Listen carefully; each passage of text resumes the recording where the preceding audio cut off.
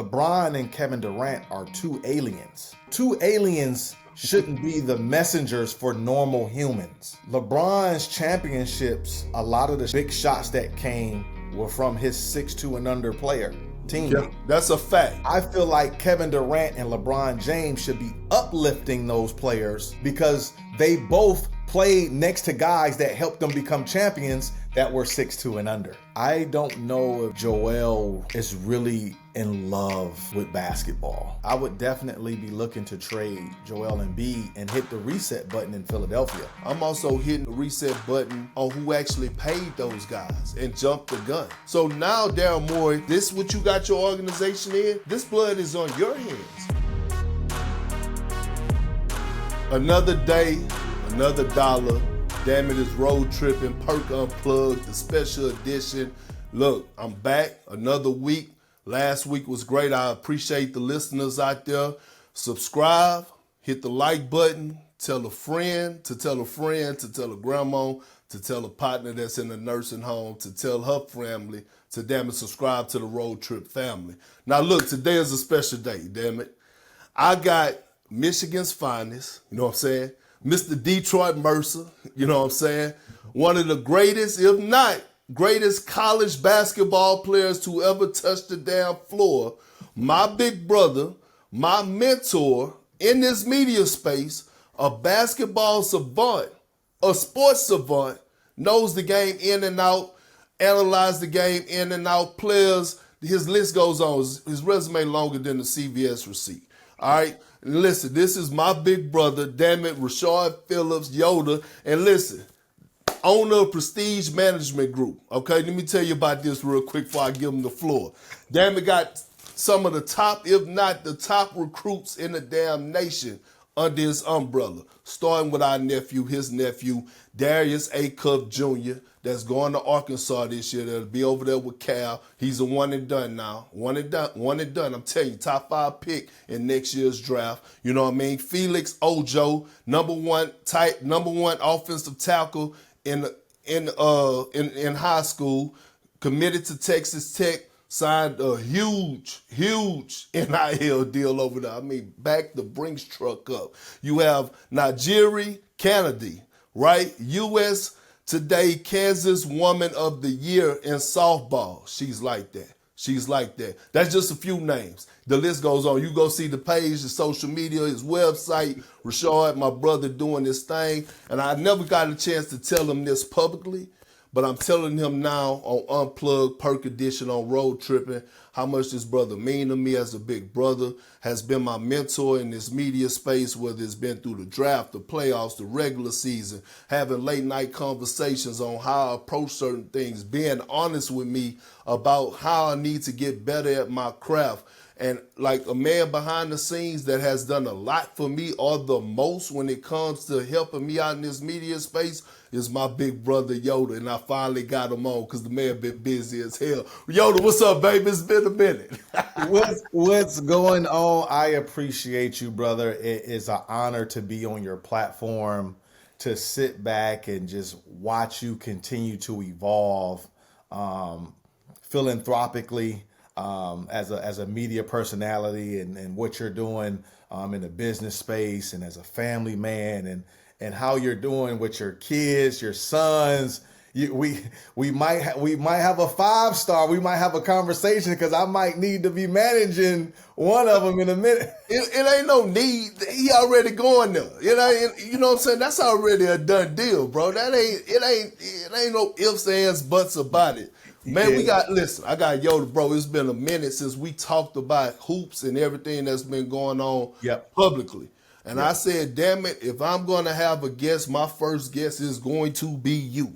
I don't give a damn because, damn it, we tied together like shoelaces. So, look, Yoda, we got to dive into it, bro. All right. Here's the thing. We've been seeing a lot of people on television, and I'm not going to say people. I'm going to say former players and current players, right, that's been on podcasts, that's been on television, that's been somewhat talking down on the 6'3" and under guards, right?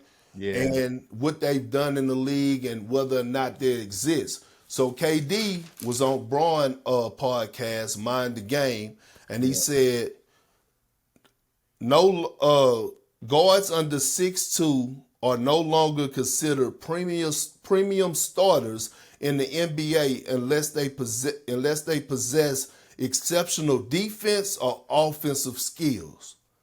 To that, you say what? Well, there's a lot to unpack there. Just giving a little bit of history about myself before I answer that question, Perk, to your audience is, I'm 5'9", and when I played at the University of Detroit, I was an All-American Naismith Award winner.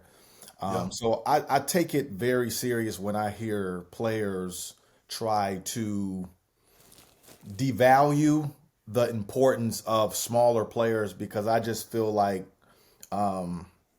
there's always a place for players, 5'8", 5'9", 6 foot, 6'1". Like, that's all kind of the same thing when you talk about 6'2" and under, when you categorize us like that. I feel like that the smaller you are, the greater you have to be. So I agree with KD and I don't agree with him. So I'm going to break it down why I agree with him, and I'm going to break it down why I don't agree with him. So the reason I agree with him is because I think what KD and LeBron were saying is that when the smaller you are, the less flaws that you can have. Right. And I can attest to that, because when I played, I didn't have any weaknesses. I could do everything. I could defend. I was Defensive Player in the Year in my conference. Yep. I was a scoring. Twice, right? Twice. Yeah. Twice. I made all defensive team. And that's just defensively. Nobody could take advantage of me on the defensive side of the ball. I was kind of like a shutdown corner. And offensively, I could do whatever. I can score from all four levels. I was a 90% free throw shooter. I led the conference in assists and scoring. I was like only the second player to ever do that. So I'm with KD and LeBron when they say the smaller you are, you really can't have weaknesses. Especially as you get to the professional ranks, you really can't have weaknesses.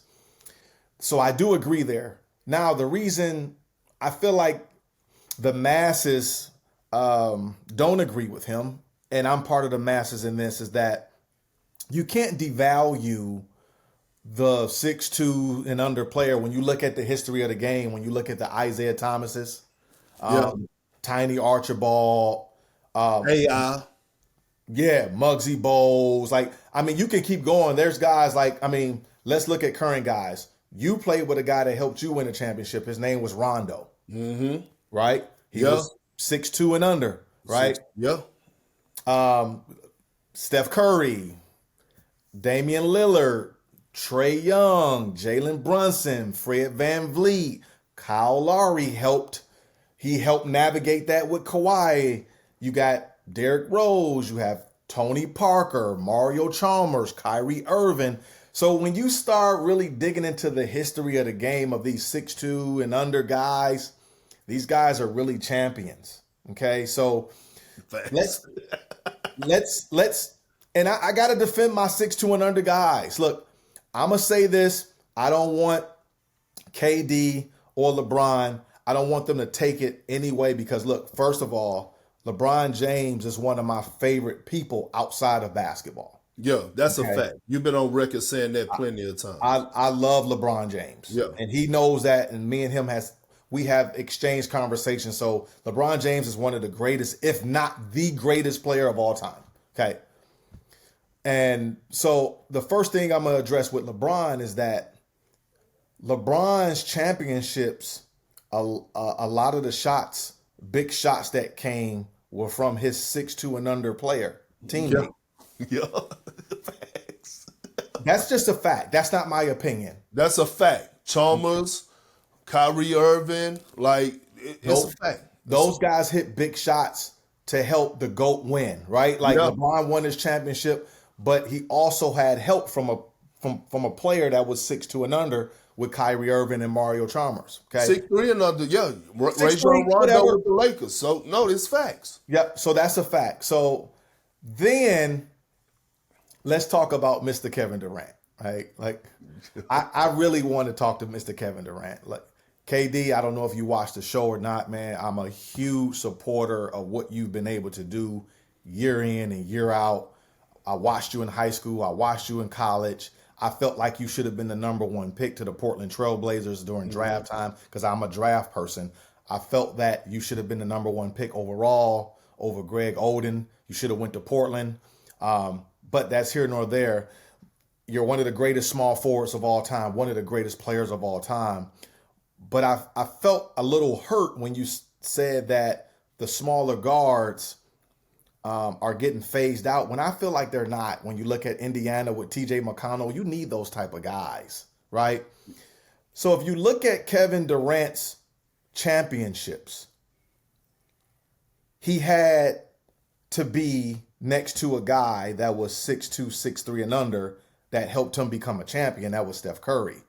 So I think that instead of devaluing the 6'2", 6'3", and under player, I feel like Kevin Durant and LeBron James should be uplifting those players because they both played next to guys that helped them become champions that were 6'2" and under. Yes, the gospel, bro. And you're absolutely right. And like when it comes down to like whether or not the 6'2", 6'3", and under guards don't exist anymore, I think they exist more now today than they ever have, right? So you gave the list, Yoda. You gave the list of Jalen Brunson. You gave of players that are playing today. Fred VanVleet, Steph Curry, Damian Lillard, right? And then you look at a guy like Tyrese Maxey, right? You talking about a Kyrie Irving. And so like those guys exist. And what I get from it is this, bro. And this is what I'm tired of. Real talk. I'm tired of the Trae Young disrespect, bro. Yeah. Like, you've been saying it for years. I've been saying it for years. Like, I'm tired of it. And Iman Shumpert was on NBA Today a couple weeks ago, and he talked in a negative way about Trae Young, right? Yeah. And when you look at Trae Young impact, first of all, he has completely made the Hawks relevant. Nobody thinks about the Hawks. When you think about the Atlanta Hawks, you think about Trae Young. Yes. Trae Young took this team, 2 to 3 years ago, to the Eastern Conference Finals. And won a game in the finals.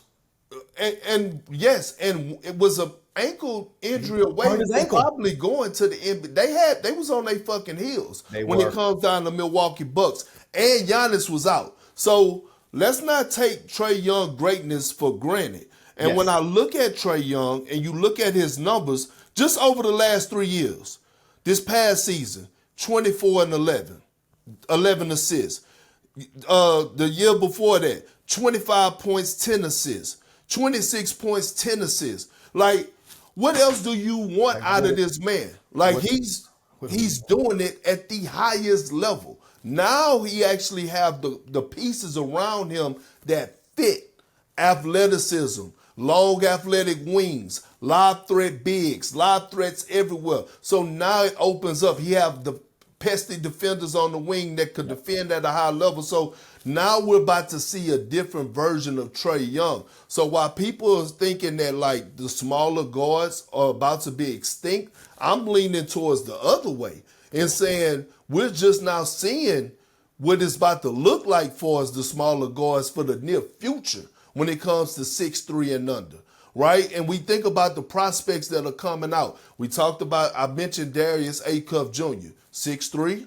Yeah. 6'3". He's going to be a top 5 pick. You know what I mean? And this is what I'm saying. Like, young fellas out there, don't get discouraged. Like, the league is trending towards skilled players. And even if you're a guy, and this is what I took from it as well, you're sitting on Mind the Game, and KD says this, but Bronny is 6'2". So you're telling LeBron that, you know what I mean? So, like, what are you really saying? Like, I feel like Bronny is going to find his niche. It's not going to be at an all-star level. I don't believe that. But I believe he's going to find his niche. I've been hearing it. I want to be a defensive he will. I want to be a defensive player. and a knockdown shooter. Go be a Davion Mitchell. We see him. The Miami Heat didn't embrace that little pit bull. Yeah. So while people thinking it's about to be 7-1 this or 6-11, no, it's trending actually the other way. I feel like with LeBron and KD, they are so polarizing. They're polarizing figures, right? So they have to be really careful when they go on these podcasts because they are so inspirational to the next generation that they got to be careful how they break the game down, especially when they talk about size, because LeBron and Kevin Durant are two aliens. Facts. So two aliens shouldn't be the messengers for normal humans, right? So I think that in itself, they have to be careful with that. Again, with LeBron has won championships with a 6'2" and under player, with Kyrie Irving being his second best player. And Kevin Durant won his championships with Steph Curry, a 6'2", 6'3" guy, as his best player as well. So, and if the Houston Rockets make it to the finals this year, guess who will be Kevin Durant's sidekick? Fred VanVleet. Another 6 foot. Yeah, 6 foot. Right, 6 foot. One of the greatest undrafted players ever. One of all time. Yeah. Fred VanVleet and Ben Wallace, to me, are the greatest undrafted players of all time. That's just my opinion. No, that's real. So again, that 6'2", 6'3" player is at a premium now. I think it's the opposite, like you said, Perk. I think this is the time to be 6'2", 6'3", and really be skilled and really bring tenacity to a team, because NBA franchises, you need those 6'2", 6'1" guys. I agree. Whether that's an elite offensive player or a defensive pest that's picking up 94 feet and that's bringing the impact defensively. So we're on the same page on that. And I didn't get to speak about the Trae Young thing, but I feel like Trae Young is already on Hall of Fame pace. He's on Hall of Fame pace. I tweeted this about a month ago. I said Trae Young is already a Hall of Fame player. I feel like in 5 more years at this pace, he will be a first ballot Hall of Famer. No matter how you want to slice it up or chop it up, Trae Young is one of those rare breed, tiny Archibald type of archetypes.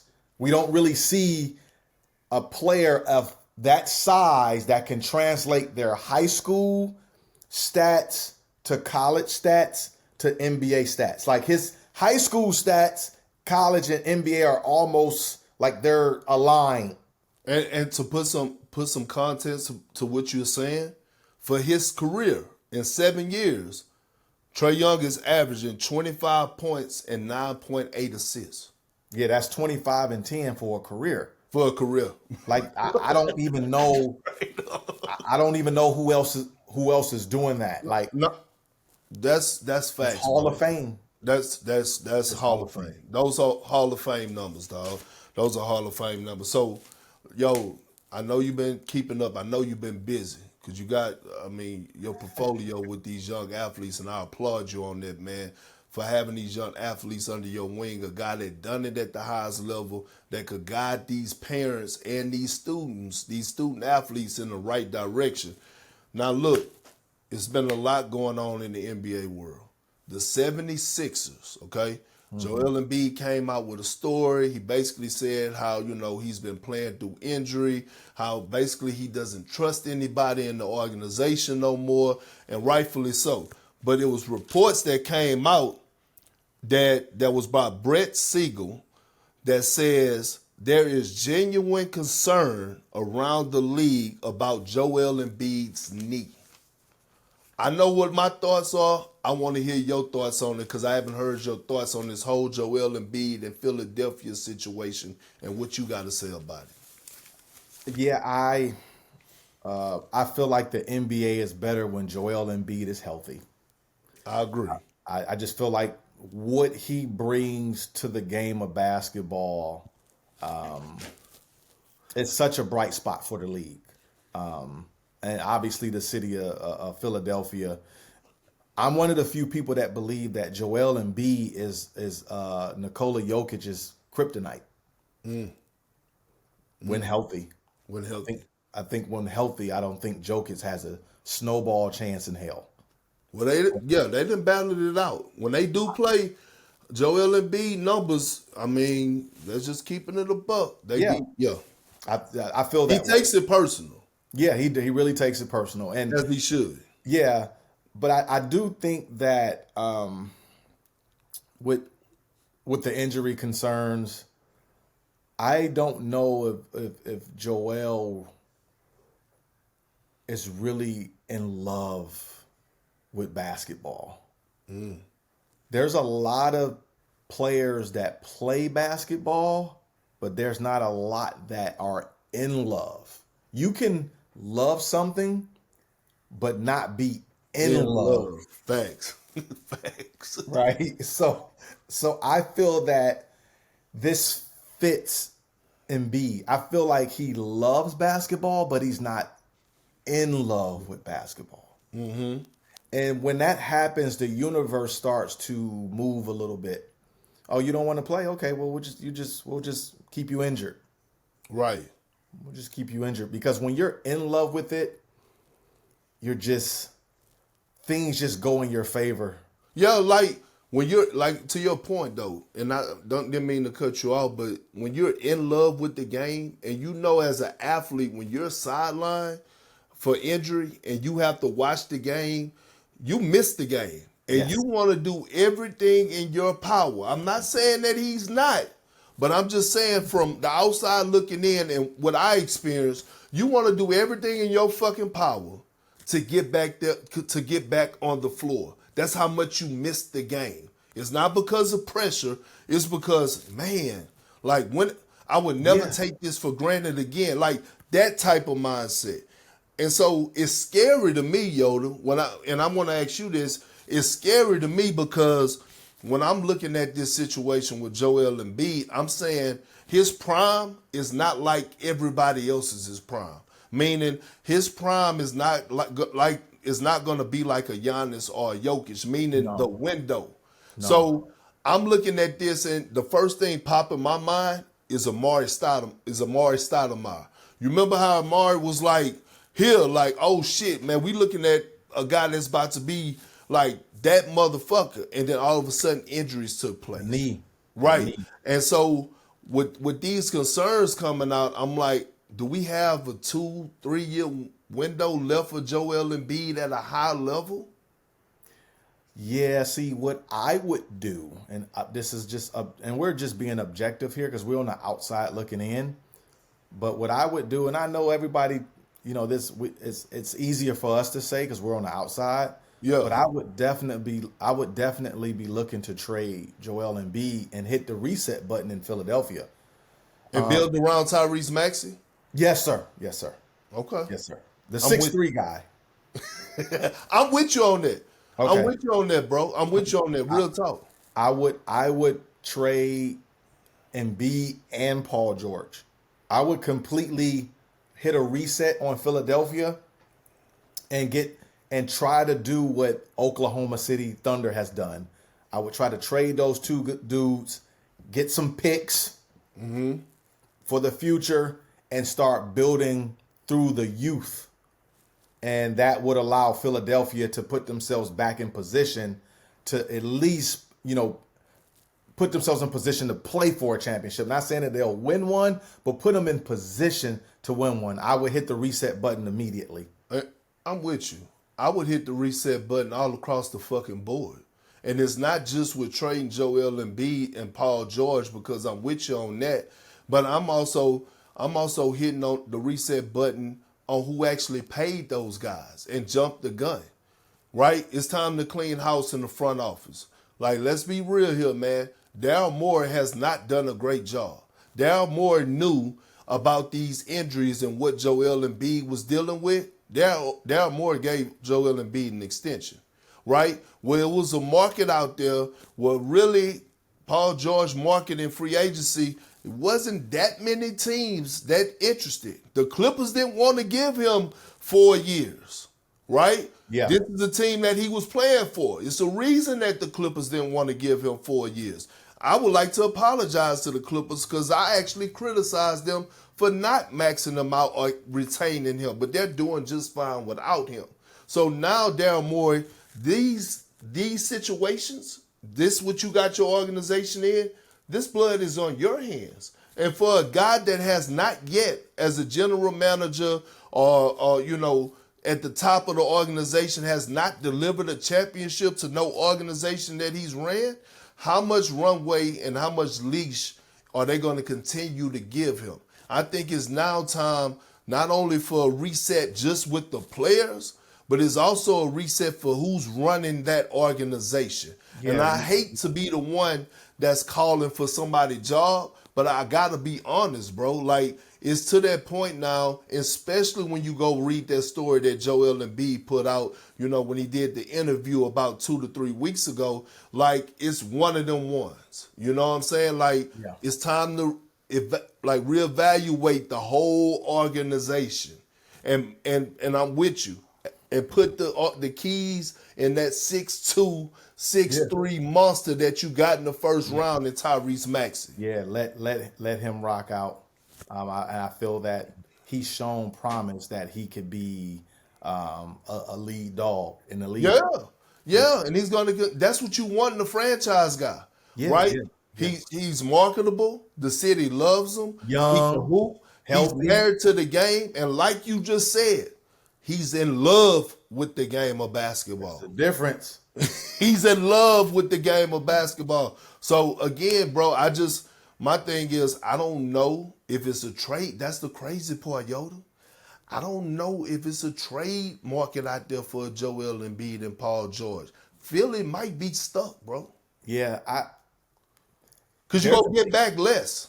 Yeah, you're not going to get a haul for them, but you can get enough where you can manage it, where you just make the right decisions after the trade and get some solid players in there and just put yourself back. And build brick by brick. Yeah, it's just got to be a brick by brick thing. I don't think it's going to just be a one trade and all of a sudden they're in the Eastern Conference Finals. I think it's just like OKC did, when y'all all left OKC, they really built that thing brick by brick. Yeah, Sam Presti ain't skipped no steps, no fucking steps whatsoever. No, he actually took the steps. He didn't take the elevator. So I feel like a lot of teams like to take the elevator, right? They just want to zoom right to the top floor. But the teams that are winning championships, like the Denver Nuggets and OKC, I felt like they just take the stairs and just gradually walk up the stairs until they get to the top. To the top. I like that. We stand in Philly now, Yoda. Now, this ain't basketball no more. The reason we stand in Philly is because it's been a lot of controversy, back and forth, social media, when it comes down to Jalen Hurts. Now, Jalen Hurts, respect to Jalen Hurts. Because Jalen Hurts ain't said a motherfucking thing. Like, when you talk about, like, one of those guys who's an elite professional, Jalen Hurts is that dude. Like, bro, he don't comment to criticism. He ain't getting in battles on social media. But people on social media and platforms are going at it with each other, right? Oh, it's a war. It's a war right now. So Cam Newton, by the way, MVP Cam Newton. Love Cam Newton. I believe probably, maybe, future Hall of Famer Cam Newton. Yeah, possibly. Yeah. Possibly. Okay. Yeah. So Cam Newton, one of the greatest dual threat quarterbacks that we've probably seen. One of the. Not the greatest, but we probably put Cam Newton in top 10, right? Like top 3, not top 10. No. Okay. All right. So he has his platform, 4th and 1. Yeah. Great podcast. Love that show. And Cam's going to bring that energy, right? But he's authentic. He's going to say what he wants and how he feels. There's no bullshit behind him, no hidden agenda. And he gave his top 10 list of top 10 quarterbacks in the NFL this season. Again, in parentheses, his list. Like, Yoda, when you put out your list, it's parentheses, your list. Yeah. When I put out my list, it's parentheses, my list. And he left Jalen Hurts out. And he explained why he left Jalen Hurts out. He explained because he got the wide receivers, A.J. Brown, because he got Saquon Barkley, we're ruffle feathers, right? Yeah. ESPN, those guys started talking about it. It was a war. It was a war. And then Gilly chimed in. And now it's been back and forth. How you feel about that whole back and forth? I know how I feel. I'm going to go after you, but I want to hear your side of it. So Jalen Hurts to me is the epitome of what a quarterback should be in the NFL. On and off the field. I feel like he just carries himself at an elite level. And that's what I love most about Jalen Hurts is that he walks and talks and plays and exudes the quarterback leadership role. And in this war, this exchange of words, he continues to epitomize leadership by not allowing it to infiltrate what he's trying to ultimately do is win a back-to-back Super Bowl. Right. Love Jalen Hurts. With Cam Newton has always been one of my favorite athletes and people because he has the credibility that you can't take away from him. And I love that. Because Cam Newton is one of the most ferocious football players to ever play the game. Oh, facts. He was one of the motherfuckers when like, real quick, not to cut you off, but when you talk about like quarterbacks, when they take off and scramble, you know, a lot of them run. Once they get the first down, they run out of bounds. A lot of them slide. It wasn't no sliding and running out of bounds with Cam. No. That motherfucker was looking to meet Rydell with Rydell. Like, yeah. I feel Cam Newton is one of the most ferocious football players of all time. He has a big personality. He's a terrific leader. I feel like he's done the most with less as far as quarterbacking. For him to take an expansion team to the heights that he did, I don't think we'll ever see that again, or it's going to be a long time before we see that. From Cam's physical gifts, his ability to scramble, make plays in the pocket, outside the pocket, and just being an overall force and leader for a franchise, that's what you want when you draft a player at number one. That's what you want. Cam Newton is what you want when you draft a player at number one. I agree. So here, let me defend Cam Newton really quick because I felt like people got lost at the message that he was painting. He was never trying to down Jalen Hurts. No, I didn't get that either. But he made a statement talking about the entire quarterback position and how certain quarterbacks have to wear a cape every Sunday to win football games, and how certain quarterbacks don't have to wear a cape on Sunday to win football games. Which is a fact. And I understood where he was coming from because I played at a small school when I was in college, and I had to be Superman or we won't win.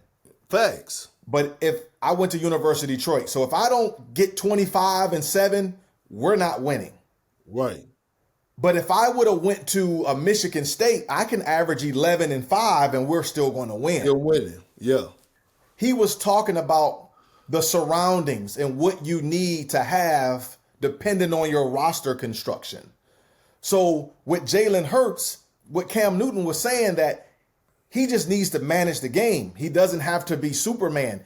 He can just throw for 150, one touchdown, don't turn the ball over because Saquon Barkley's going to run wild. Your offensive line is tremendous. You have a fantastic defense. You just can't lose the game. Facts. Whereas a player like Josh Allen Josh Allen has to be Superman every Sunday, Every Sunday. or Buffalo has no chance to win. No chance to win. I agree. So that's what he was saying in a nutshell. So now all of the Jalen Hurts people who I love Jalen Hurts. So I'm in the middle. I'm not picking a side. I feel like what Gilly's a media personality, and he's vibrant, and he has a big fan base, and he loves his Eagles, and I completely get all of that.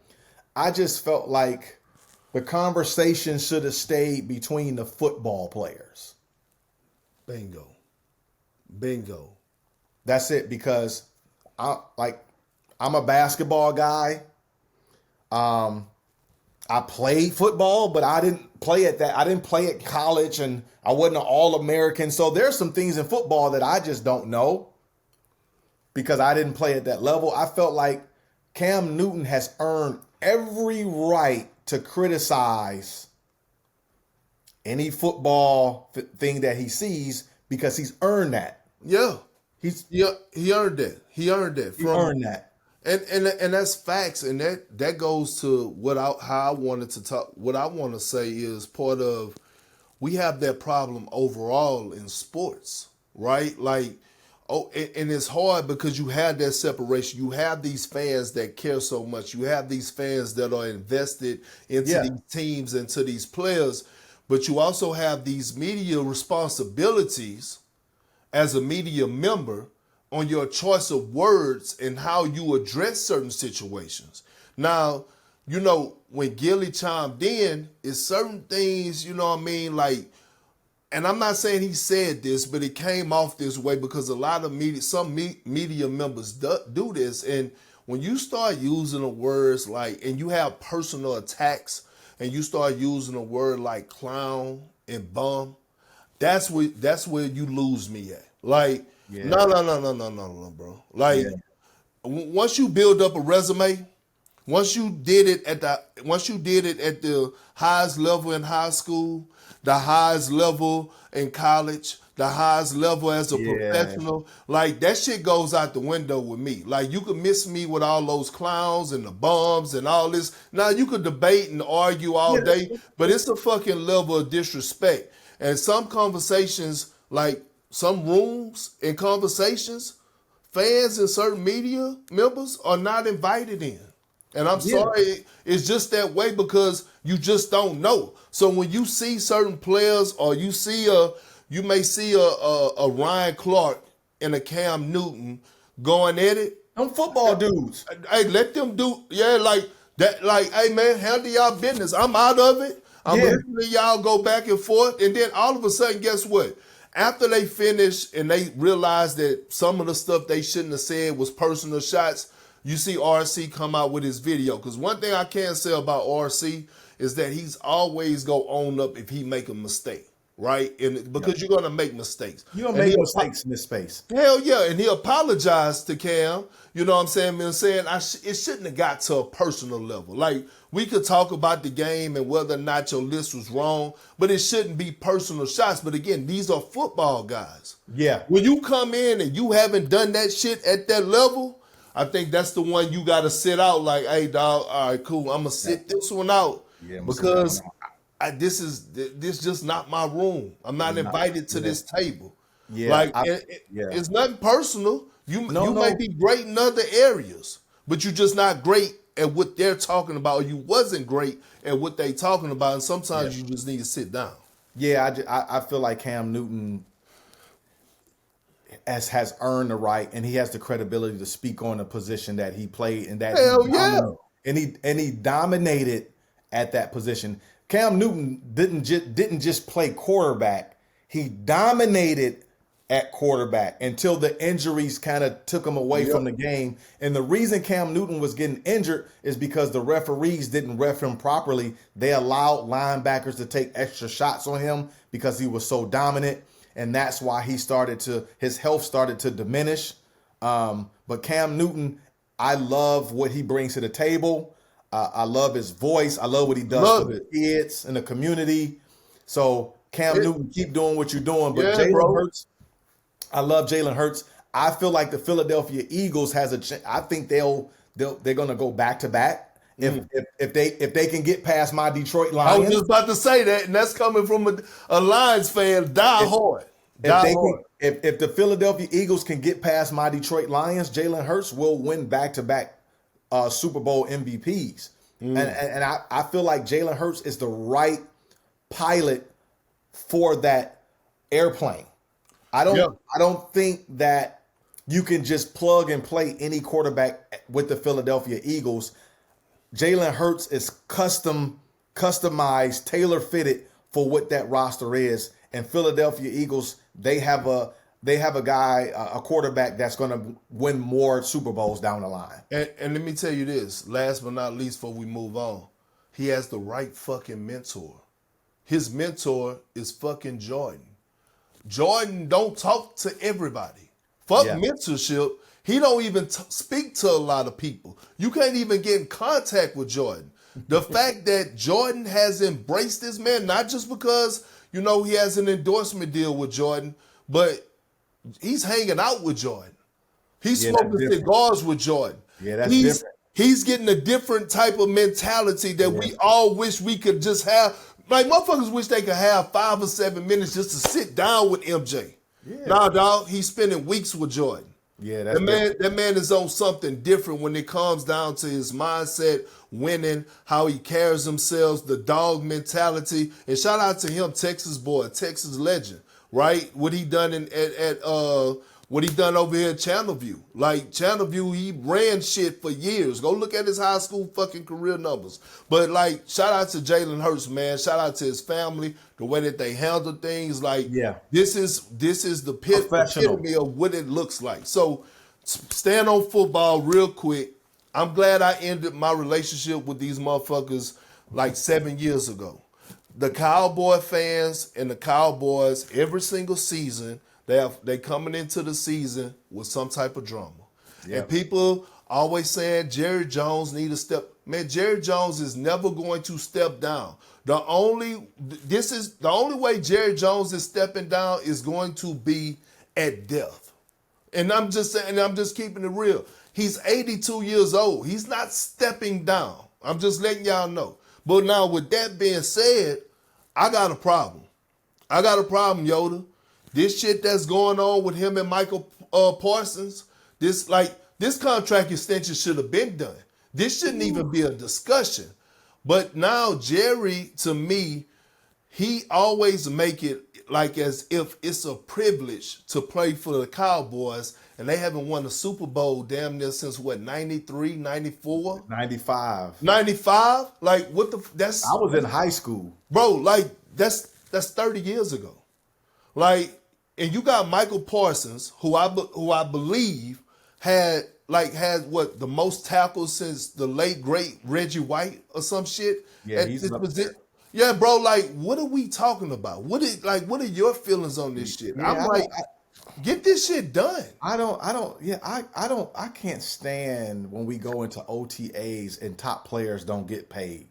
I don't like that. Like, Micah Parsons, you trying to figure out, like, what are we doing? Like, from an edge rusher standpoint, he's top 3 in the NFL. You got Myles Garrett, who just signed the richest contract. You got TJ Watt and Micah Parsons. Like, those 3 are pretty much the top edge rushers in the entire NFL. So in order to have success in the NFL, you have to have edge rushers. You got to be able to get to the quarterback. You got to be able to stuff the run. And Micah Parsons does it better than 99% of the NFL. So when you look at the Cowboys, it's all about star factor. And I feel like he has star factor as well. Like, oh, for sure. He's a great, I feel like he's great off the field. He's a great player. His teammates like him. I saw the tweet that CeeDee Lamb, like, what are we doing? But but the Dallas Cowboys has a history of doing this. They did it to CeeDee Lamb. They did it to Dez Bryant. I remember they did this to Emmitt Smith. Yeah. And Emmitt sat out the first 4 or 5 games. They were like 1-4 or something. Like, I don't know the whole history of it because I'm a Detroit Lions fan, so I really don't care that the Cowboys are struggling. But I think I remember they did this with Emmitt Smith, and they went like 0-3 or 1-5, and they end up signing Emmitt Smith, and then they went on a roll. This is how Dallas does things. They will get this deal done. I don't really care. Go Lions. Yeah, right. I'm with you. Look, I done switched over. I finally found me a team because I'm a Lamar Jackson fan. Okay. So this year I am rooting for the Ravens. I'm going to go to a game, Yoda. I ain't gonna lie. I finally got over it. For the last 6 years, I haven't had a squad, but I'm a Lamar Jackson fan, bro. So you turned in your Dallas Cowboy fan card, and now you got a Baltimore Ravens card. Okay. Yeah. So I don't give a fuck about the Cowboys. I just hate this situation. But I tell a lot of my family members and friends, I'm like, y'all holding on to this for it to lose sleep. It's like a bad relationship. Yeah, bro, you losing sleep every Sunday. Your expectations and your ceiling is here, but you always fall here. Like, when are y'all going to have enough? But, hey, look, to y'all out there who are Cowboys fans, y'all got it. I'm cool on that. That's y'all business. Yoda, last but not least, bro, before I let you go, before we log off. Yeah. Any hot take, like Perk Unplugged, it's a hot take out there, something in the world, sports world that's been bothering you. I stay away from politics, but anything out there in the world that's been bothering you, that's annoying, anything you want to get off your chest, let me know. So I tweeted this today. I don't know if you saw it, but I said in sports, many people confuse talent with greatness in football and basketball. So for an example, Odell Beckham Jr. is more talented than Jerry Rice, but Jerry Rice was greater. Right. Yeah. So I feel like we do this in basketball and football. I see a lot of takes where people are choosing talent over greatness. In the basketball space too, and there's been a lot of that on Twitter. So I saw there's been a lot of I saw your Chris Paul take. I saw that. I was like, damn, like that was a tough one. I feel like Chris Paul is great. I understand your stance, okay? I feel like I love your stance. I get your stance. But just for me, I feel like Chris Paul is great, and I feel like there's other players that are more talented than Chris Paul. Yeah, I like that. I feel like there's other players that are more talented than Chris Paul, but I don't feel like they're greater than Chris Paul. Right? I got you on that. I know, and I get it, man. Like you a Rondo guy, and I get it. I love Rondo. I think Rondo is the epitome of what a traditional guard is. Mm-hmm. His ability to defend, his ability to shape chemistry, to lead a team, to score when needed, to table set. So I get it. I feel like Rondo name slips through the cracks of great guards. Too much. Nobody talks about him. Too much. Like, are we serious? Like Rondo is like this dude. So that's my hot take. I feel like people use talent and they confuse talent with greatness. Right. So I think we got to start learning the difference between a talented player and just a great player. Just a great player. Yeah. Chris Paul is a great player, but there's more players that are way more talented than him. I agree 1,000%. I'm with you on that, Yoda. Now, that was a great point. Here's the thing, right? This is the thing. I had some other stuff, but I want to touch on this. This is not a hot take. This is actually a fucking rant. People need to chill the fuck out. And why I say that is because the other day, my guy Richard Jefferson and I, we went back and forth. Not back and forth. We talked about, who was the greatest player that didn't win a championship for his basketball, right? Okay. I said mine was Charles Barkley. Yeah. Right? Okay. And he said his was Karl Malone, right? And he said his was Karl Malone because of the professionalism. And people now then took that out of context. He wasn't talking about we never discussing of what a motherfucker doing outside of basketball, right? We're talking about Karl Malone, chiseled up, in great shape. Barkley, who had to learn that. Now, in my eyes, Barkley is still, to me, Yeah. like that dude. I think it wasn't the greatest. It was the most talented. See? Right? And it was that. It was the most talented player to never win a championship. And I just believe Charles Barkley at 6'4" was ahead of his fucking time if you go back and watch what the shit that he was doing. Man. When you talk about between the legs, step back and take, go watch Barkley. But I hate it because you have these young motherfuckers, especially on X, that take clips and chop it up and reword it how they want to word it and put it out there and they get their clicks, right? And my thing is, Richard Jefferson wasn't talking about no off-the-court activities. So all these people talking about what Karl Malone did allegedly, we never brought that up. And that was allegedly. And from what I know, Karl Malone was never charged with anything for us to even go that route. But we can't talk about this man greatness on the floor. He's a top power forward to ever play this game. That's a right? fact. That's a fact. That's not even an opinion. Right. When it comes down professionalism, people mean it. Let me break this down. When Richard talk about professionalism, he's actually talking about how your body look, how well conditioned you are. Showing up to work every day. Every day. Karl Malone did that. Durable. No one ever said Karl Malone was out of shape. No one ever said that Karl Malone couldn't run the floor and sprint the floor like a fucking gazelle. He could, y'all. He was one of the most conditioned athletes that we have ever seen. That is called professionalism. Okay? My boy Yoda came through, my big brother, my mentor. Hey, man, I love you. Y'all don't understand what Yoda means to me, but y'all will learn over the course of this year because he will be back. But again, Rashad Phillips, Michigan legend, Mr. Detroit Mercer. What Kobe said? The greatest college player that he's ever laid eyes on? I ain't said. Kobe Bryant said it. That's what Kobe said it. Damn it, Kobe Bean Bryant said it. Hey, listen, that's just the facts. My boy Yoda. Hey, listen, also about the book, Basketball Position Metric. Look, that's out. You need to learn something because I know he be on my ass about these, point guards and hybrid guards. Make your next move your best move. Go cop that because you can learn a lot. Yoda, I appreciate you, brother. I love y'all. Again, Perk Unplugged, special edition with my boy Rashad Phillips, my big brother. Tell your friend to tell a friend to tell some cousins at the family reunion. Come hit the fucking subscribe button. I love y'all. See y'all later on next week.